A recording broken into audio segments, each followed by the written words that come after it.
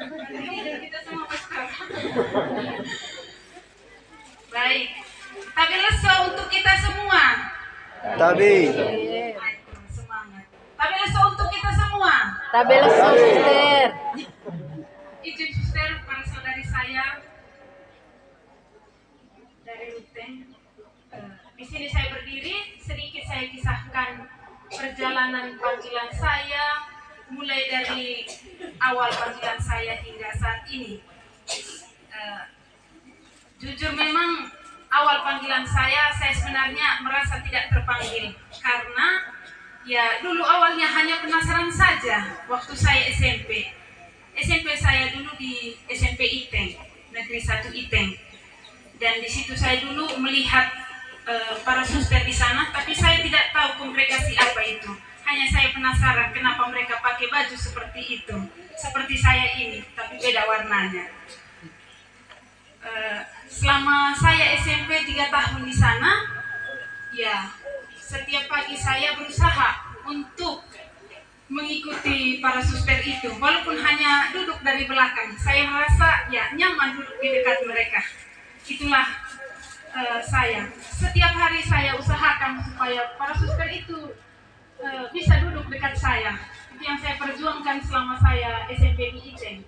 Tetapi dari situ saya merasa kok mereka bisa nyaman ya hidup sendiri gitu. Dari situ saya kayaknya di sini saya cocok. Tapi saya tidak kasih tahu sama orang tua saya. Saya tidak kasih sama orang tua saya. Walaupun ada orang yang suka dengan saya, tetapi ya saya cuek dengan mereka. Walaupun mereka, saya tersenyum juga. Mereka mendekat, saya menjauh. Jadi itulah perjuangan saya selama waktu SMP. Dan di sini ada saksinya, Bapak Niko. Karena saya dulu tinggal dengan Bapak Niko di sini. Terima kasih Bapak atas kehadirannya di sini. Waktu saya SMA juga di Ruteng, saya SMA Negeri 2 Langkirembong.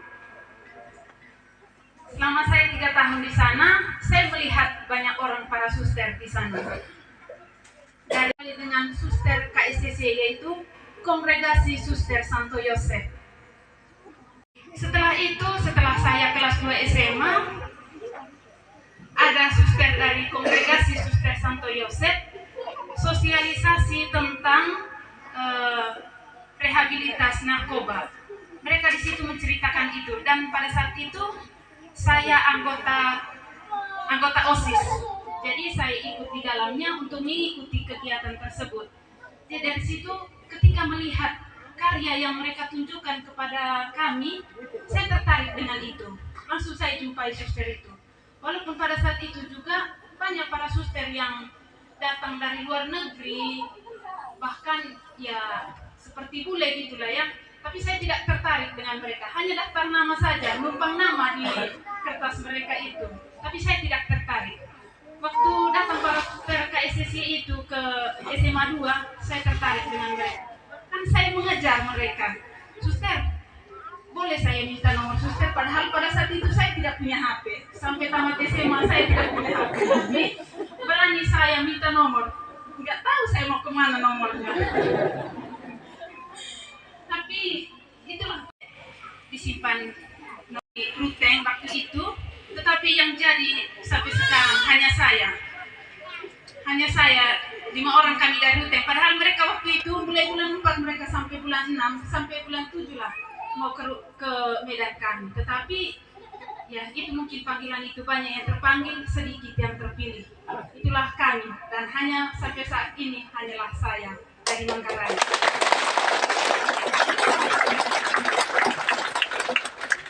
Terima kasih. Setelah sampai saya di sana, saya terkejut karena satu rumah itu begitu banyak dari berbagai macam latar belakang yang berbeda, dari keluarga yang berbeda.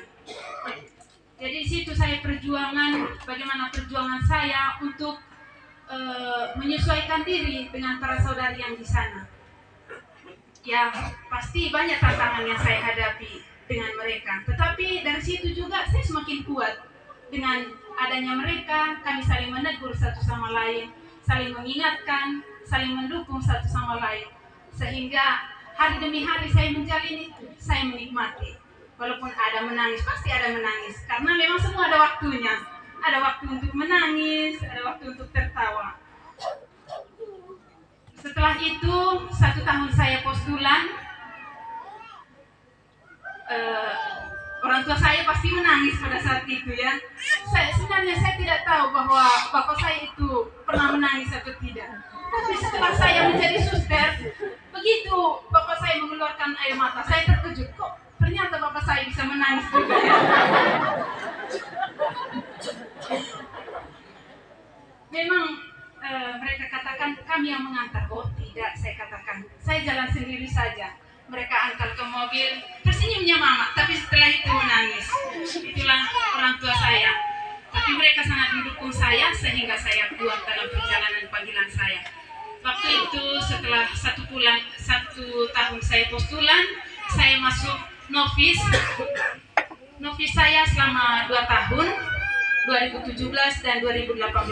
2 tahun saya novis. Lalu kalau perdana saya 2018 saya datang ke sini. Sebenarnya saya kedua kalinya saya berdiri kayak gini. Dulu pun saya disuruh, ya suster menceritakan panggilannya. Dan ini kedua kali saya disuruh oleh pastor paroki saya.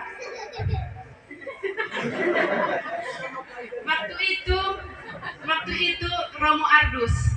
Waktu kalau pertama saya Romo Ardus. Dan sekarang yang paling berbahagia adalah jadi kalau pertama memang saya libur tahun 2018. Setelah itu kalau pertama itu namanya junior pertama. Junior pertama kami itu selama 6 tahun sebelum kau kekal. 6 tahun dikatakan sebelum kau kekal. Jadi junior 1, junior 2, junior 3 sampai junior ke-6. Selama saya junior 1, 2 tahun saya di Medan bertugas, yaitu mengajar anak tunarungu. Sebenarnya, ya kalau dikatakan mengajar anak tunarungu, saya kan bingung. Saya tidak tahu bahasa mereka, apa yang mau saya buat. Padahal saya baru tamat SMA. Tapi dengan meyakinkan diri, inilah panggilan saya. Saya pasti bisa untuk melayani anak tunarungu ini. Dengan berbagai macam perjuangan saya, karena juga ya ada dorongan dan dukungan dari para saudari saya sekomunitas, yaitu para suster saya. Itulah dukungan saya, kekuatan saya sebagai tentu dari keluarga juga dan orang tua saya, sehingga saya semakin kuat. Walaupun banyak tantangan yang saya hadapi dalam perjalanan panggilan saya, ya saya yakin bahwa para saudari saya dan juga kedua orang tua, semua keluarga saya akan mendukung saya dalam perjalanan panggilan saya. Karena mereka selalu mengatakan, semangat ya, jangan lupa berdoa, walaupun mereka tidak berdoa.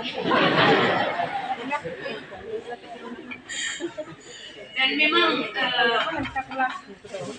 dulu saya ingin menyatakan begini, ya saya mau menjadi suster supaya bapak saya rajinlah ke gereja. Itulah harapan saya dari dulu. Dan memang setelah saya libur, bapak saya rajin sekali ke gereja. Dan memang karena ada juga yang mengatakan, pastor paroki saya mengatakan, jangan anaknya jadi suster, tapi bapak mamanya malas ke gereja. Mulai dari situlah tumbuh bapak mama saya rajin ke gereja. Dan itulah yang saya syukuri, bahwa saya ternyata berguna bagi keluarga saya. Itu yang saya alami selama ini. Setelah 2 tahun saya mengajar anak tunarungu di Medan, saya langsung pindah ke Jakarta. Kan di situ juga ada komunitas kami. Selama 2 tahun saya di sana, ya tentu melayani ruang tengah. Pasti semua tahu ruang tengah itu apa. Saya memasak untuk anak-anak tunarungu. Mereka senang dengan saya dan juga memasak untuk para saudari saya. Makanya dengan melayani penuh cinta, pasti semua akan menikmati dengan penuh sukacita. Itu yang saya rasakan.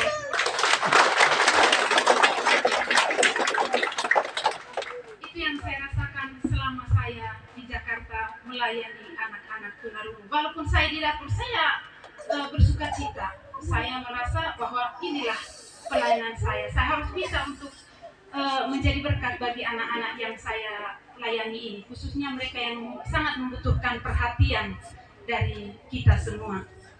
Setelah itu saya kembali lagi ke kampung. Walaupun saya dari metropolitan waktu itu selama 2 tahun, tetapi dipanggil lagi oleh pemimpin saya untuk kembali ke Medan. Walaupun di Medannya, ya di kampung memang dikatakan. Dibilang pastor dari Luang dikatakan begini, suster dari metropolitan langsung ke kampung ya. Saya katakan, pastor, kan tidak mungkin harus di metropolitan terus. Saya kan dari kampung, harus ke kampung. Saya katakan, saya lahir dari kampung, ya harus kembali ke kampung. Saya katakan seperti itu. Iya suster, memang suster sudah kemana-mana, saya tetap di sini. Seperti ya sudah berakar saya di sini. Dikatakan seperti itu karena pastor itu tidak kemana-mana selama itu. Masih di Medan sampai saat ini. Setelah itu saya 5 dan 6 saya kembali ke Medan. Saya kembali pelayanan sebagai guru TK selama 1 tahun saya di sana menjadi guru TK anak usia dini. 1 tahun lagi saya kembali melayani Kampung Tengah, yaitu memasak kembali. Memasak kembali karena pada saat itu saya persiapan kaul kekal saya. Karena kalau persiapan kaul kekal saya pasti banyak pergi-perginya, supaya jangan permisi terus dengan ketua yayasan saya, jadi saya disuruh untuk ke dapur. Dalam persiapan kaul kekal saya ay nego kita tenen tu kami nego joreng tu kakoi laning anak bara buat tu kadami suster one bisa bulamolo puritiban ya kau kekal one lasaho kami lototoro pariman kurcono bakal agu bakiliha one Yesus gesar agu tilirami mori parong anak dami ho nekakoy kole mora kontas one boka serani unesai parong hia kaliga emelelo koy nugura marepo emelontoy nubatuk pogo emecepa koy harba nebo emas kerman becur haibu nuglujuk kemu gesar agu tilir amimo nekakoy celu baturetu nekacali batu asli ai hia polisrani sai poli kontas boka tegi agu gesar dami kapi morin atarere kagudari parong neka kue mana